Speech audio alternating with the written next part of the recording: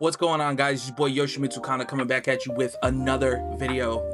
So I had actually recorded this, but the audio got messed up for some reason, so kind of re-recording this. So if I'm a little bit shorter than I usually am, that's why. But in a previous video, I did my most anticipated games for the coming year. I selected, I think, about 5 games. So I thought it'd be fun to kind of look back at the year that I've had.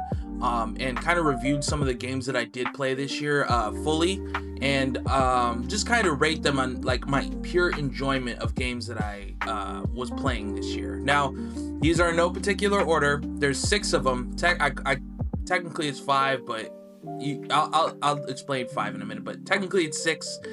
So these are the 6 most fun I had playing games this year with, or something like that. Basically, these are 6 games I really enjoyed playing this year, and I had a lot of fun doing it. Just a disclaimer before we start: this isn't an indication of I like one or better than the other.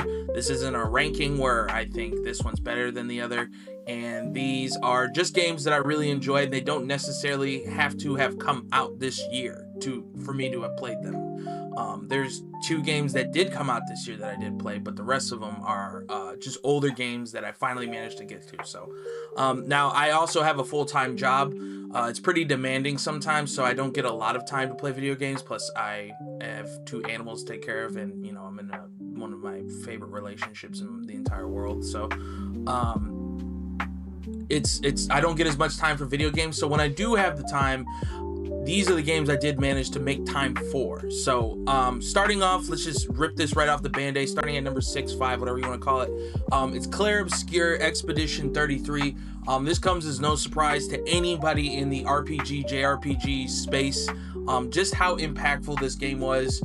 From the art direction, to the music, to the story, to the combat, to the characters, to everything about this game is just so much fun. I actually just recently picked it back up and started playing again because of the new update that just came out. So it's, in my opinion, one of those classics that'll go down in history, and I think it's only going to age better as time goes on because you just kind of feel the love behind it, and it doesn't feel like a game that they had to make. It's a game they wanted to make. So personally, I truly love Clair Obscur Expedition 33.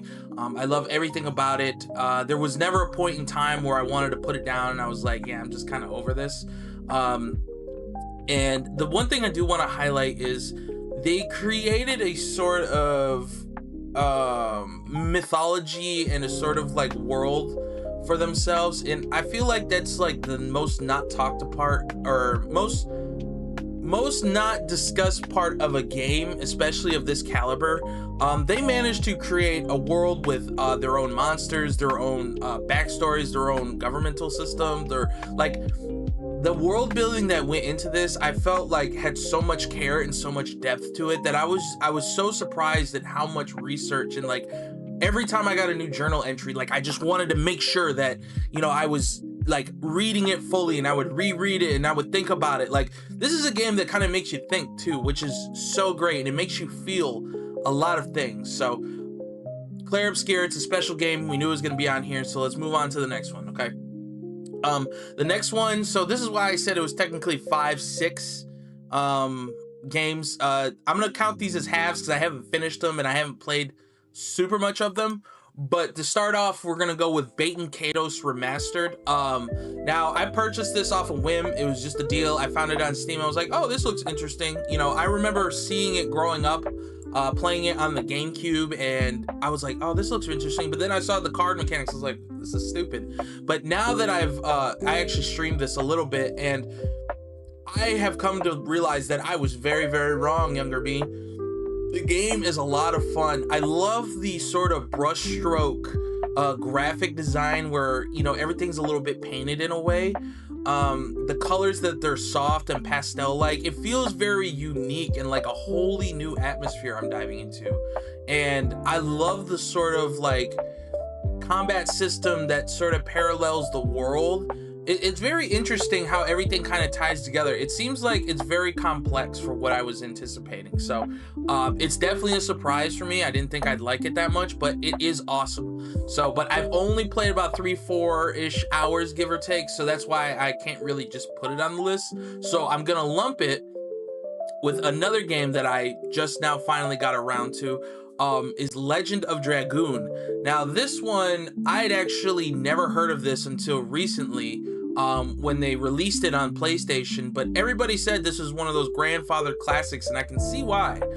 It's definitely akin to the PS1 Final Fantasy VII, which I'm gonna be honest was my shit back in the day. So I was really looking forward to this, and I do quite love it a lot. The combat system is phenomenal for its time. Like, I'm actually surprised at how well it had aged, respectively. And the graphical style, while it is dated, it's definitely up my alley because I love the chunky PS1 art style. So with the polygons and the misconstrued faces and the sort of blockiness, like, I love that. So it doesn't bother me as much. It actually incentivizes me to play the game. So that's just a personal thing.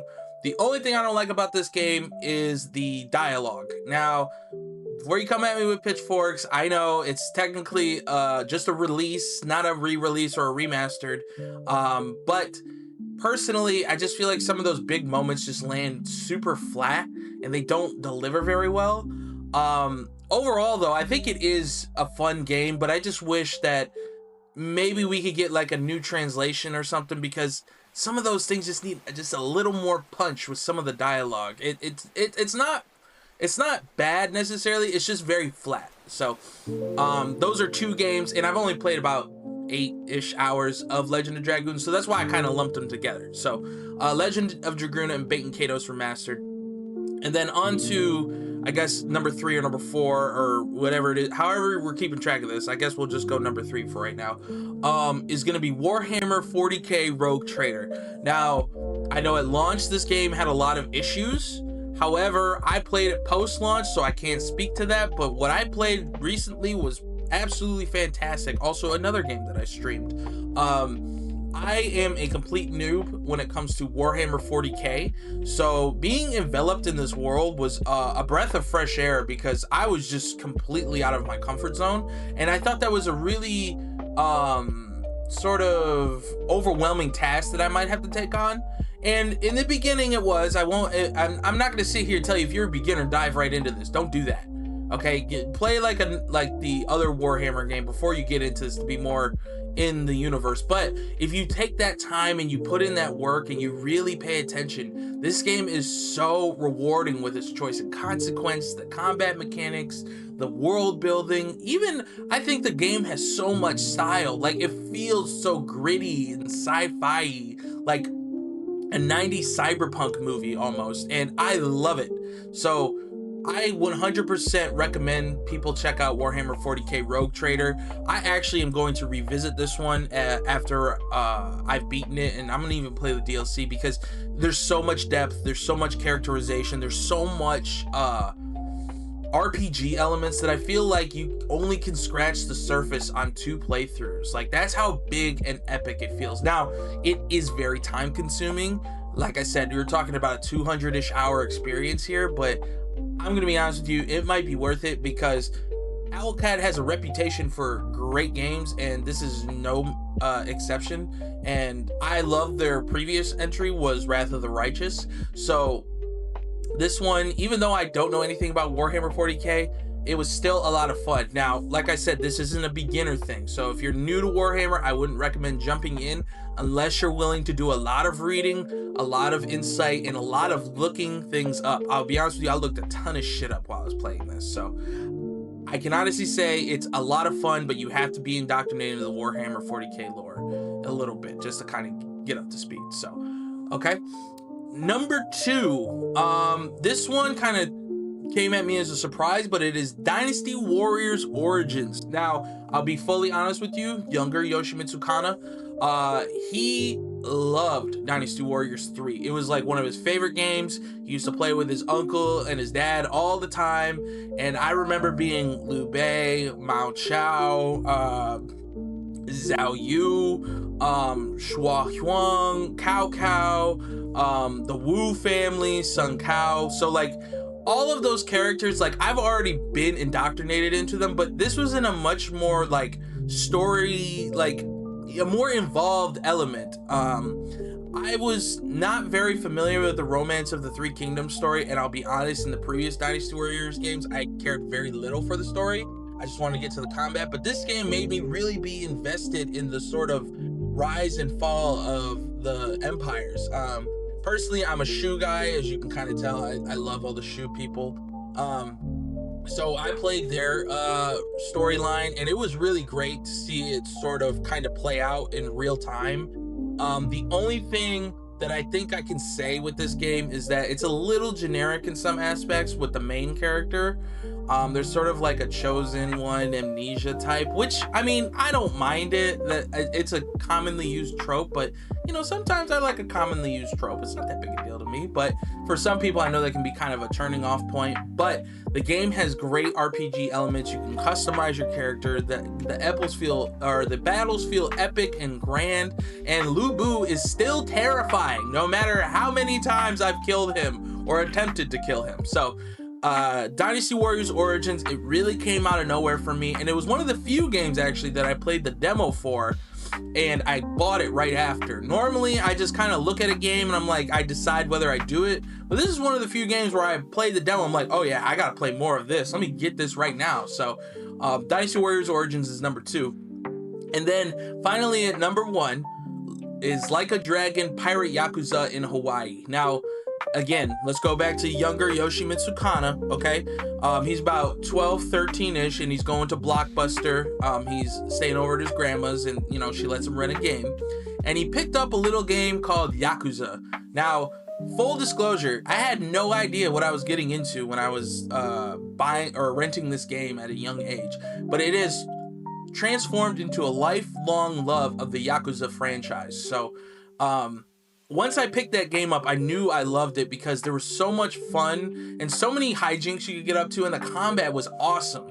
So it was a really great time to sort of play the anti-hero Majima, or Goro Majima, and kind of go on this sort of swashbuckling adventure in modern day.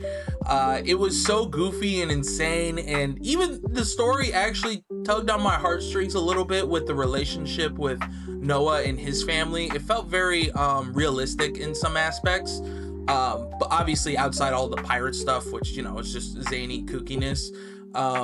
And I personally love to believe that this game was made because Goro is a sort of anti-hero, and they wanted to kind of make him a little more gray, a little more, you know, sort of a middle of the road type character, I guess you could say, rather than like some villainous hero type. So I personally really love this game a lot. The mini games are fun. Exploring Hawaii is still a lot of fun. The story, while I can honestly say it's really short, it's kind of predictable in terms of what you come to expect from this type of game. That doesn't mean I still didn't have a good time. I still believe that the game is great all the way through, and not a lot of games can achieve that. And I personally, again, this is just personal, but I didn't experience a lull in the middle of it. I will say going for the platinum was a little mind-numbing, but in the end, that's a different type of thing. So I'll be honest, if you don't go for the platinum, this game is still a lot of fun, but personally I just wanted to. So yeah, that's gonna be my 6, I guess. We'll just call it 6. I mean, screw it, right? So those were my 6 favorite games I played this year. So just kind of wrap it up. Obviously we have Clair Obscur Expedition 33. Then we have Baten Kaitos Remastered and Legend of Dragoon. And we have Warhammer 40k Rogue Trader, Dynasty Warriors Origins, and finally Pirate Yakuza in Hawaii. So those were some of the games that I played this year that I really enjoyed, and I just kind of wanted to talk about them. So with the end of the year wrapping up and sort of, you know, Christmas right around the corner, I thought it'd be fun to kind of look and have a sort of retrospective of some of these games. So all right, guys, that's gonna do it for me today. I hope you guys have a good day, night, noon, whatever the case may be. I hope you enjoyed this video, and just kind of looking back at your year of gaming.